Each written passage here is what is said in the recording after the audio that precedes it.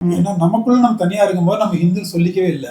ஆனா வெளியில இருந்து ஆப்கானிஸ்தான்ல இருந்து அவங்களுக்கு பாரசீகத்துல இருந்து வந்தாங்க, முகலாயர்கள் வந்தாங்க அப்படின்னு வரும்போது அவங்க இங்க ஒரு கம்யூனிட்டி இருக்குது. எதுக்கப்புறம் இண்டஸ் ரிவர் சொல்ற இல்லையா, இந்து சமவெளி நாகரிகம், இண்டஸ் வேலி சிவிலைசேஷன், அந்த இந்து ரிவருக்கு இருக்கிறவங்க ஒரு கம்யூனிட்டி இருக்குது. அப்ப அவங்க உள்ள வராங்க. உள்ள வந்த பிறகு இப்போ தனியா தெரியுறாங்க, கிறிஸ்டின் தனியா தெரியாங்க, முஸ்லீம் தெரியா தெரியாங்க. அப்ப அவங்களுக்குள்ள பேசும்போது இவங்க யாரு அப்படிங்கும்போது அவங்க ஆக்சுவலா சொல்ல ஆரம்பிச்சாங்க, இண்டஸ் வேலி இண்டஸ் இந்துஸ் அப்படின்னு அவங்க சொல்லி தான் நமக்கு அந்த இந்துங்கிற பேர் வந்து.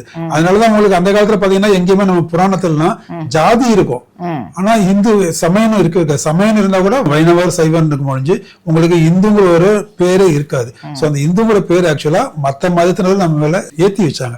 அதுதான் நம்ம இந்துன்னு சொல்லிக்கிறோம். அதுவே நமக்குள்ள பிரிவே கிடையாது. அப்போ ஜாதி இருந்தது ஒழிஞ்சு கிடையாது, எல்லாமே ஒரே மாதிரி சாமி கும்பிட்டோம், எல்லாம் நம்மளோட பழக்க வழக்கம் ஒன்னா இருந்தது. அப்ப இருக்கும்போது நம்ம எல்லாம் ஒண்ணு. அப்போ வந்துட்டு யாருமே நீங்க சொன்ன மாதிரி ராமசாமி முல்லையார் ஸ்கூல் சொல்ல வேண்டாம், செக்ஷன் சொன்னா போதும். அது மாதிரி காஸ்ட் மட்டும் சொல்லிட்டு இருந்தாங்க.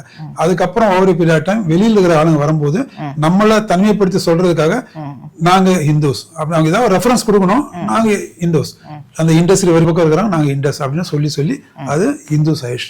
அதுதான் இந்து அந்த வேர்டு வந்ததுக்கு வரலாறு.